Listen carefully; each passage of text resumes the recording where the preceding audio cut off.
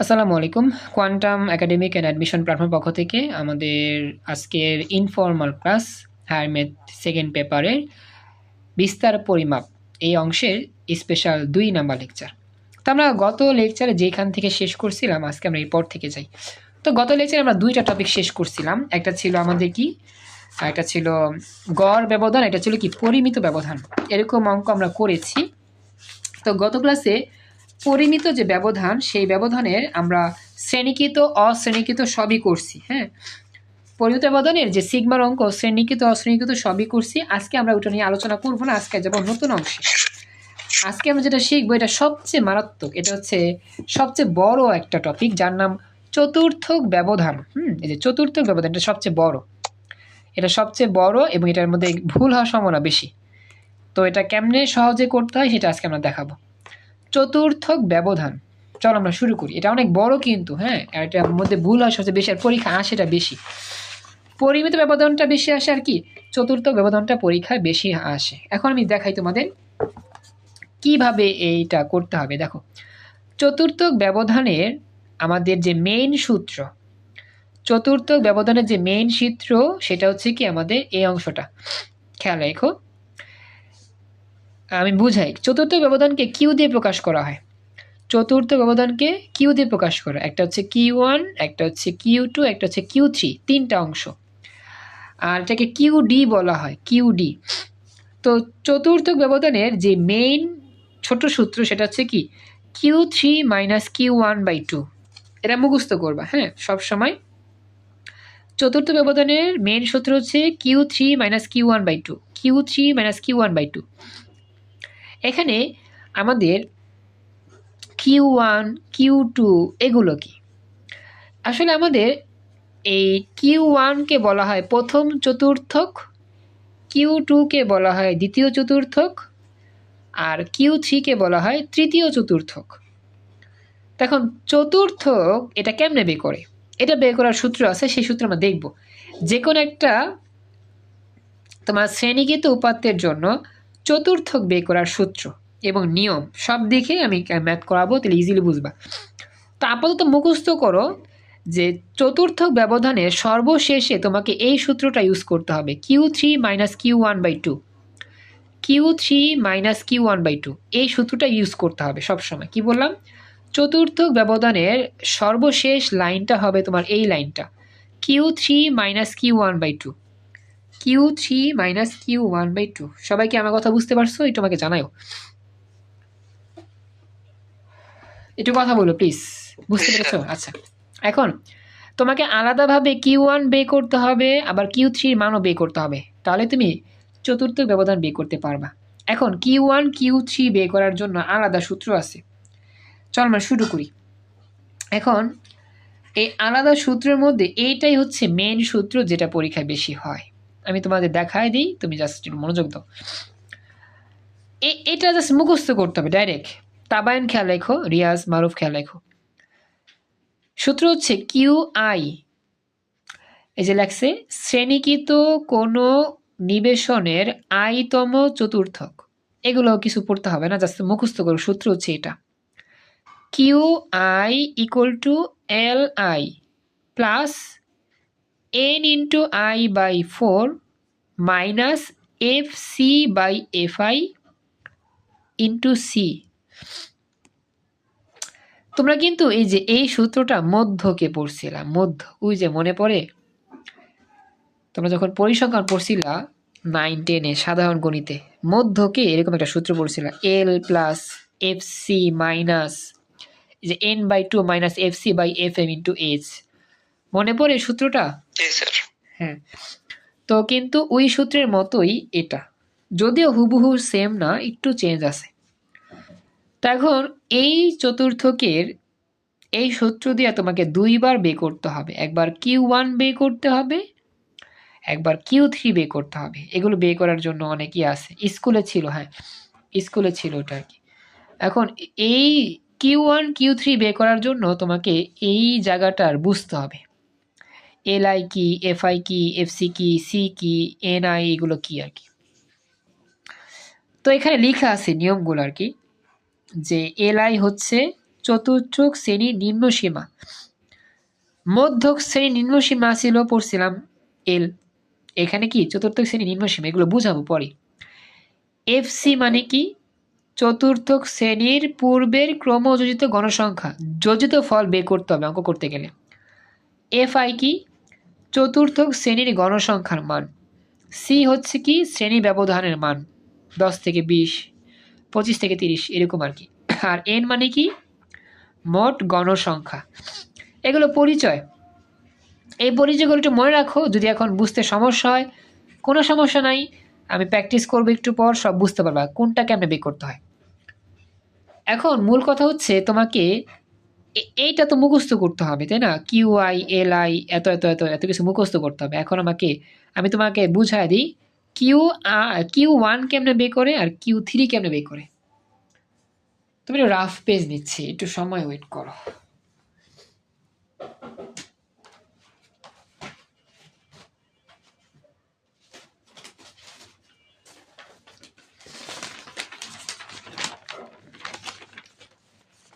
তো দাঁড়াও আমি একটু রাফ পেজটা যে নিলাম, তো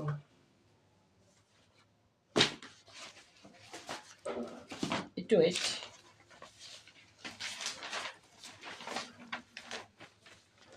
হ্যাঁ দেখো, এখন আমরা এটা দেখে দেখে Q1 এর সূত্রটা ডেভেলপ করব এবং কি Q3 ডেভেলপ করব সূত্রটা, তোমরাই পারবা। হ্যাঁ দেখো, যখন আমার Q1 হবে সূত্রটা আর কি, তো আমি জাস্ট যেখানে আই সেখানে 1 লিখবা আর কি। তাহলে সূত্র হবে কি Q1 equal to L1 plus N into হচ্ছে কত 1 বাই 4 মাইনাস FC, বুঝতে পারতো আশা করি, divided by F1 into C. দেখো তো সূত্রটা বুঝতে পারলা কিনা, Q1 এর সূত্র, জাস্ট যেখানে আই সেখানে 1, বুঝছো এতটুকু? জি স্যার। আচ্ছা এবার Q3 সূত্র কি হবে, Q3 সেম, যেখানে আই সেখানে কি 3, তাহলে Q3 equal to L3, Q3 equal to কি L3 প্লাস হচ্ছে গিয়ে N ইন্টু 3, তারপরে কি by 4 minus FC by F3 into C. তাবায়েন রিয়াজ বুঝতে পারছো? এগুলো তোমাকে বের করা শিখতে হবে, এতটুকু বুঝছো কিনা? জি স্যার। ওকে, এবার এগুলো বের করার নিয়ম আমি তোমাদের চার্ট দেখে দেখাবো। চার্ট, চলো একটা অঙ্ক নিই। আমার আসলে মোবাইলে চার্জ কম, একটু চার্জে লাগাতে হচ্ছে, একটু ওয়েট করো।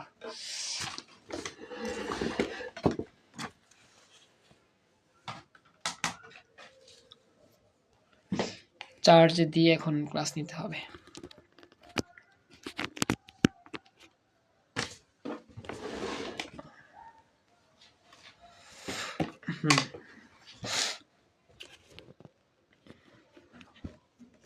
ওকে, তাহলে আমি এখন একটা অঙ্ক নিতে শুরু করি। হ্যাঁ দেখতে একটু দাঁড়াও, আমি একটু সামনে আনি। হ্যাঁ এবার ঠিকঠাক আছে। দেখতে পাচ্ছ তোমরা হয়তো বা, তো আমি এটা অফ রাখলাম, এটা আমি এখন প্রশ্ন নিই।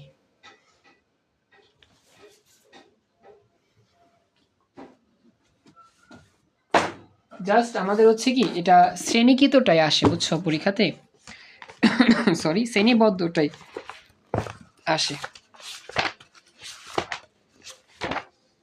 আমি প্রশ্ন বের করতেছি, ওয়েট করে একটু।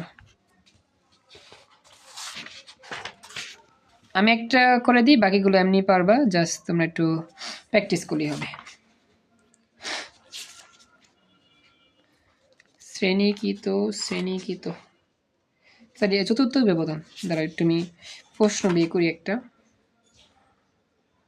হ্যাঁ পাইছি, এটা আমাদের যশোর বোর্ডে আসা প্রশ্ন, যশোর বোর্ড 17 সালে আসা প্রশ্ন, দেখবা ইজিলি বুঝতে পারবা, আশা করি মনোযোগ দিবা। হ্যাঁ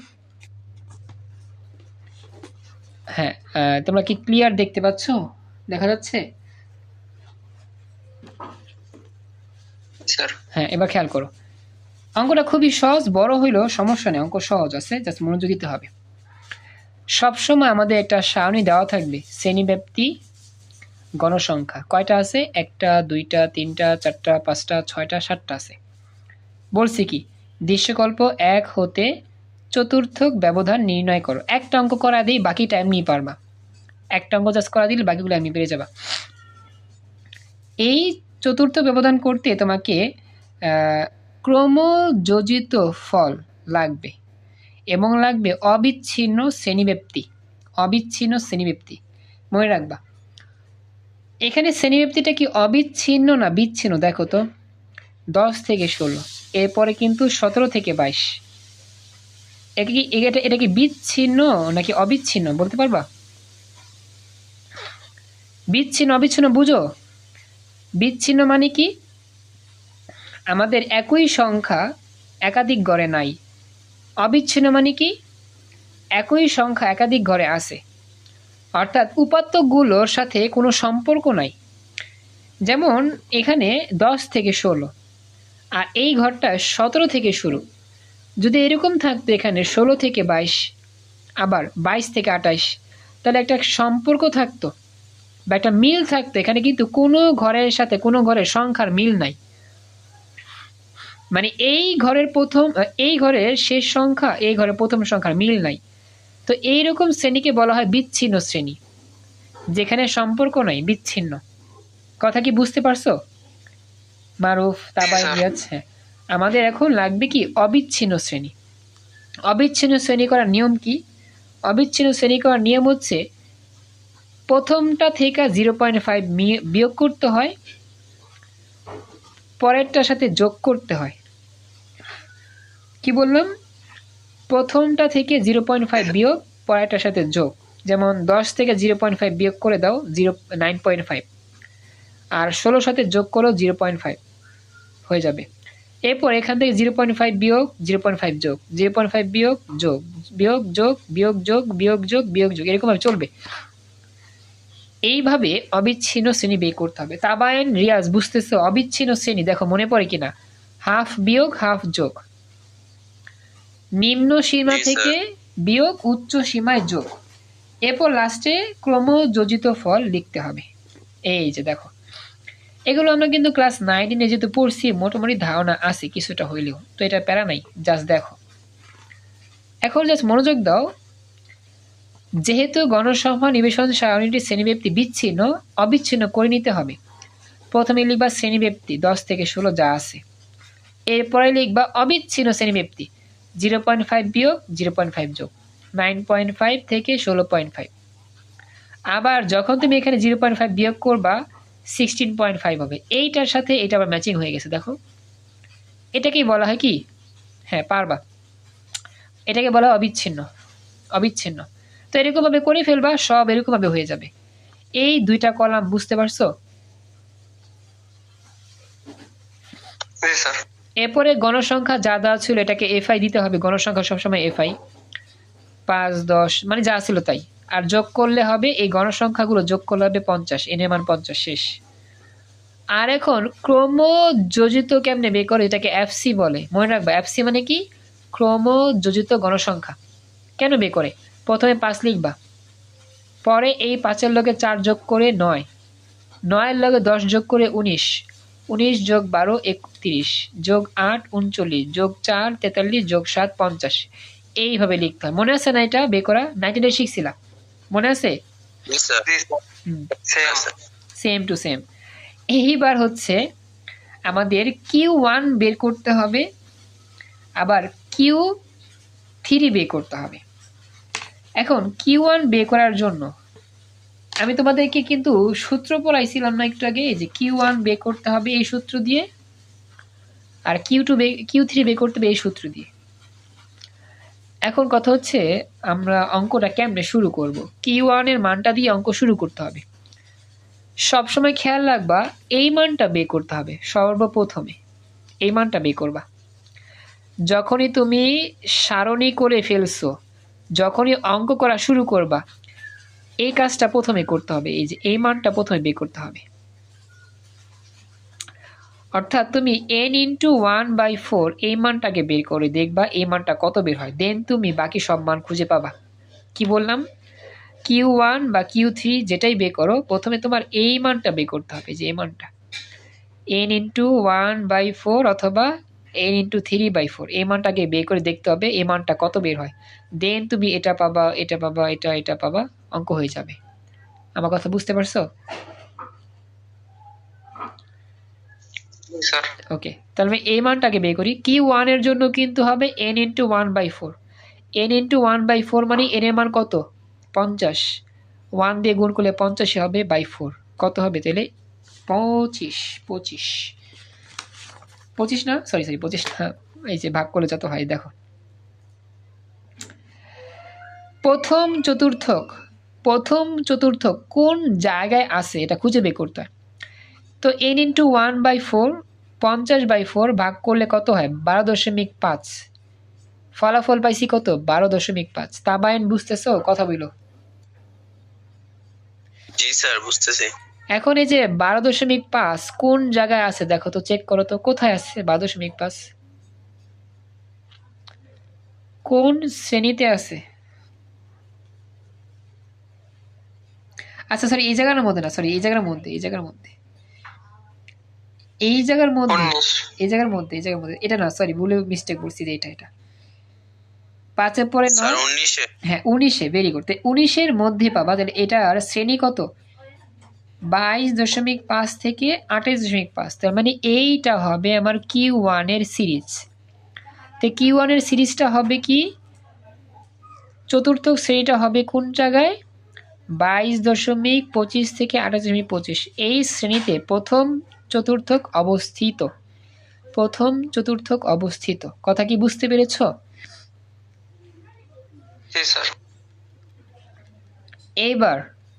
এবার আমরা চলো সিরিয়াল মতো যাই। প্রথমে যাব কিসের মান বের করব? প্রথমে বের করব হচ্ছে L1 এর মান। L1 কত হবে? নিম্ন সীমা। L1 নিম্ন সীমা মানে হচ্ছে এই যে 22.5 হচ্ছে নিম্ন সীমা, এটা L1, বুঝছো? এটা L1, বুঝতে পারছো? স্যার এরপরে কি লাগবে? এফসি আর F1 লাগবে। এফসি হচ্ছে যোজিত ফল, F1 হচ্ছে গণসংখ্যা। এই শ্রেণীর উপরের যোজিত ফলটা কত? 9। ঠিক উপরের যোজিত ফল, এই যে ঠিক এই শ্রেণী, যে শ্রেণীতে চতুর্থক ব্যবধান অবস্থিত, মানে চতুর্থক শ্রেণী অবস্থিত, সেই শ্রেণীর ক্রমযোজিত ফলটা হবে এফসি হবে ঠিক উপরেরটা। তার মানে 9 হচ্ছে এফসি। রিয়াজ, মারুফ, বুঝতে পারছো? 9 হচ্ছে এফসি, মানে ক্রমযোজিত ফল হচ্ছে এফসি, আর গণসংখ্যা হচ্ছে F1। বুঝতেছো? এফসি।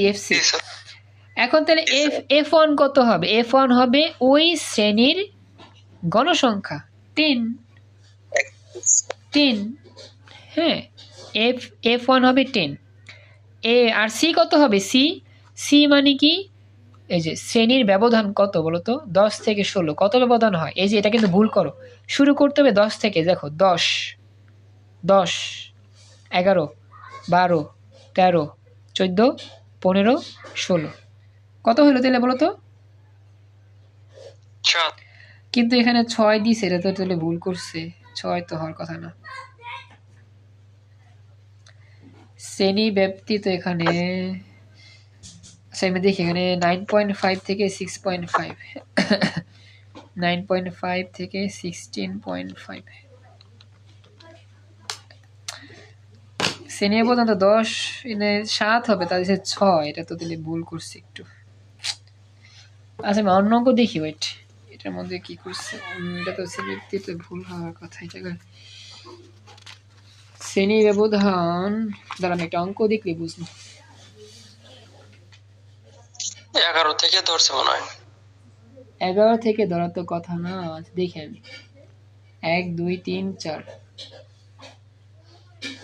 হ্যাঁ এটা ভুলই হয়েছে তাদের, এটা আসলে ভুল, এই মানটা এরকম হবে না, তারা এটা ধরছে। যেমন আমি তোমার বই থেকে দেখাই, যে বই থেকে দেখলে বুঝবা। বইয়ের মধ্যে আমাদের এখানে কত আসে দেখো তো, 1 থেকে 4 কত ব্যবধান কত? 1 থেকে 4 এর ব্যবধান কত হয় বলো তো?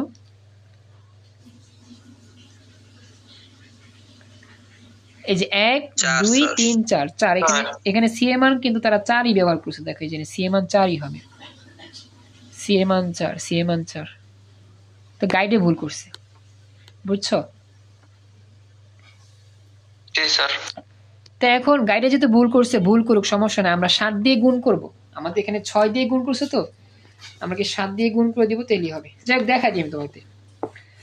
এটা হবে 7 হবে, তাহলে x এর 6। এটা ভুল হইতেই পারে। তো এবার দেখো মানগুলো আমি লিখে দিলাম। L1 লিখবা, F1 লিখবা, FC লিখবা, C লিখবা 7। এবার লিখবা প্রথম চতুর্থকের মধ্যে জাস্ট মান বসা দিবা। L এর মান, N এর মান, এগুলোর মান বসা দিলে Q1 এর মান পাবা 24। যদি 24 হবে না, এখানে তোমার 7 দিয়ে গুণ করলে যা আসবে তাই। ধরো Q মান এটাই, ধরো এটাই বেড়েছে, এটাই মনে করো 24.6 Q1 পেয়েছি। একই রকম Q3ও বের করবো। তাবায়েন, মারুফ, রিয়াজ বুঝতেছো কিনা, বুঝতে পারলা কিনা? জি স্যার। জি স্যার। এবার তোমরা তাহলে বলো তো যে এই মানটা কত, তোমরা একটু চেক করে আমাকে বলবা। Q3-র জন্য চতুর্থক শ্রেণীটা বের করো আমাকে।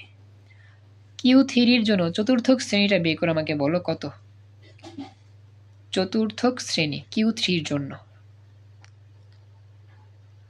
n × 3/4, n × 3/4 ওই মানটা বের করে আমাকে জানো।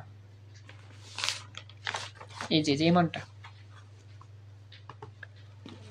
এই মানটা কোন শ্রেণীতে অবস্থান করে সেই শ্রেণীটা বললেই হবে।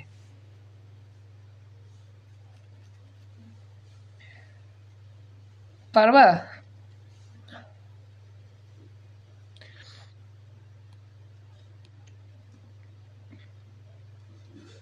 হ্যাঁ, তাবায়েন, রিয়াজ, মারুফ, পারবা? মানে n3টা,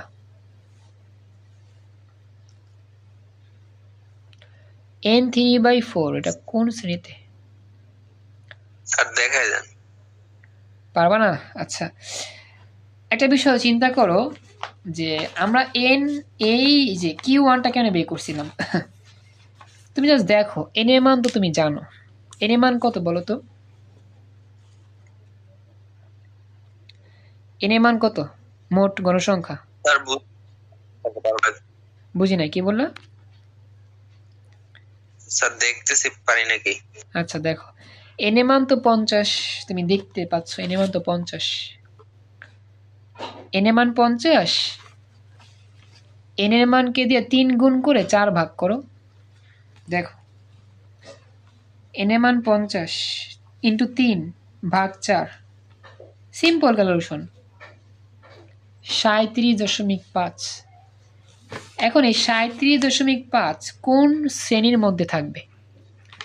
গণসংখ্যা যে ক্রমযোজিত গণসংখ্যা 39। তো এই 39 এর শ্রেণীটা কত? 34.5 থেকে 40.5।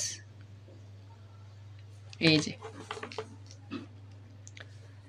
তৃতীয় চতুর্থক হচ্ছে 37.5, 34.5 থেকে 40.5। মারুফ, রিয়াজ, এবার বুঝতে পারছো তো?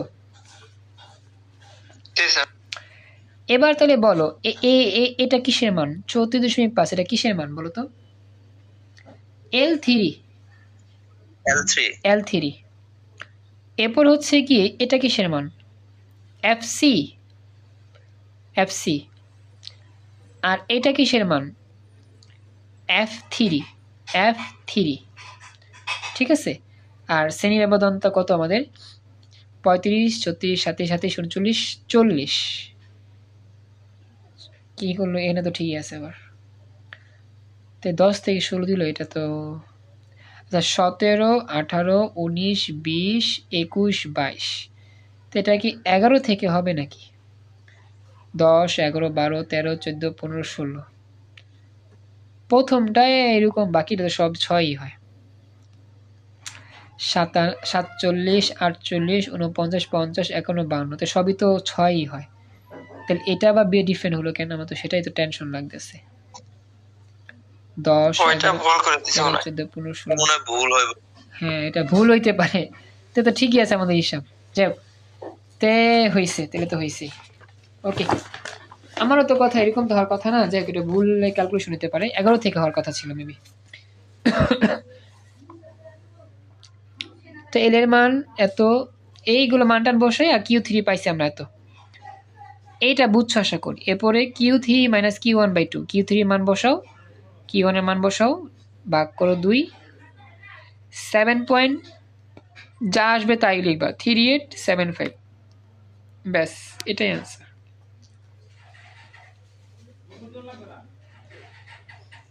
দেখো তো বুঝতে পারলা কিনা, কিউ ওয়ান কিউ থ্রি বের করার পর হচ্ছে চতুর্থ ব্যবধান বের করছি, পারবা? স্যার বুঝছি। তো আশা করি এরকম অঙ্ক আসলে পারবা। এই অঙ্কগুলো কিন্তু অনেক আসে, এই অঙ্কগুলো অনেক আসে, এরকম করলেই হয়ে যাবে। জাস্ট চতুর্থ ব্যবধান দেখি এটার ব্যতিক্রম আছে কিনা। চতুর্থ ব্যবধানের না, এটা এরকমই আসে, এর বাইরে তেমন আসে না যতটুকু দেখলাম আর কি। এটাই আসে, শ্রেণীকৃতই আসে, অশ্রেণীকৃতটা আসে না তেমন। অশ্রেণীকৃতের জন্য এটা না, এটা না, অশ্রেণীকৃতের জন্য এটা আসে না। আচ্ছা যাই হোক, এটা তোমার শেষ। তাই দেখো আমাদের কিন্তু মোটামুটি 4টা শেষ হয়ে গেছে। হ্যাঁ, তো বাকিগুলো বাড়ি কাজ কইরো। এখন আমি দেখি যতটুকু টাইম আছে এর মধ্যে নতুন টপিকটা নিয়ে আলোচনা করতে। তো আমাদের 4টা শেষ হয়ে গেল। হ্যাঁ, এখন এর হচ্ছে গিয়ে পরবর্তী ভেদাঙ্ক। ভেদাঙ্ক আমরা পড়ি। আচ্ছা আমি দেখা দিই, এখানে কিছু কিছুই আছে। বেদাঙ্ক আছে, বেদাঙ্ক তো আমরা পড়ছিলাম গত ক্লাসে না? না, বেদাঙ্ক মনে পড়ি নেই। বেদাঙ্ক দেখে নিই একটু আমি, আমরা কি কি পড়লাম। পরিসর বেদাঙ্ক না, বেদাঙ্ক পড়া হয়নি। আচ্ছা বেদাঙ্ক তাহলে পড়ি আজকে। দেখো বেদাঙ্ক, দেখা যাচ্ছে বেদাঙ্ক থেকে প্রশ্ন হয়। এই যে বেদাঙ্ক সিগমা স্কোয়ার। তো বেদাঙ্কের সূত্রের মধ্যে লেখা আছে sigma square 1/n summation F I X I minus x bar square. এখানে স্কোয়ার আছে, এই সূত্রে বেশি ইউজ হয়, এটা আসে কম। অশ্রেণীকৃত হইলে এফ আইটা জাস্ট হবে না, আর শ্রেণীকৃত জাস্ট এফ আইটা হবে।